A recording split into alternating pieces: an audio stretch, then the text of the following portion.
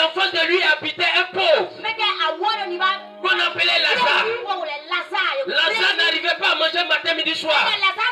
Lazare n'arrivait pas même à payer savon pour se laver. Il n'arrivait pas à payer les chaussures qu'il voulait. Parce que sa condition était difficile. Même quand il est malade pour aller à l'hôpital, c'est compliqué. Il est obligé de négocier avec les chiens pour laver sa plaie. Parce qu'il a compris que quand le chien lave ta plaie, là, ça sèche. Il n'a pas l'argent pour aller à l'hôpital.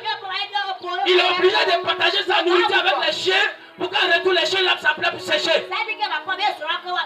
Les deux, un jour, ils sont morts. La Bible dit quand le riche est mort, ils sont venus le chercher. Ils l'ont envoyé dans un coin qu'on appelle le sein d'Abraham. Et dans le sein d'Abraham, il y a une autre partie là-bas qu'on appelle le séjour des morts. Maintenant, le pauvre aussi est mort, Lazare aussi est mort. Ils sont venus aussi chercher l'âme de Lazare. Mais ce qui m'a plu dans cette histoire, ils nous ont pas dit que le riche est parti avec sa richesse. Ils nous ont pas dit qu'ils ont pris l'argent du riche pour mettre dans son cercueil. Ils nous ont pas dit qu'ils ont pris tout son argent, son or, son diamant pour l'enterrer avec.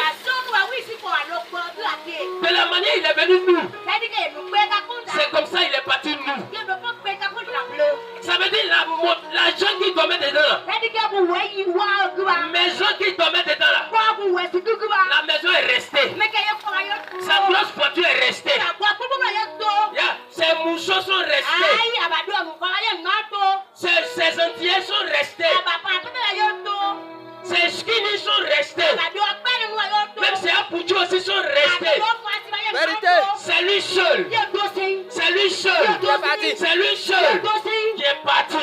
C'est lui seul qu'ils ont pris. Son argent n'a pas accompagné. Sa voiture n'a pas accompagné. Ses relations n'ont pas accompagné. Ses diplômes n'ont pas accompagné. C'est lui seul. Aujourd'hui, tu cherches l'argent, c'est vrai.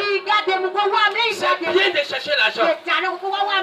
Mais il ne faut pas laisser l'argent va t'empêcher d'adorer le Seigneur. Il ne faut pas laisser l'argent va t'empêcher d'accepter Jésus. Tu n'as pas le temps pour Jésus. Après ta mort, il n'aura pas aussi le temps pour toi.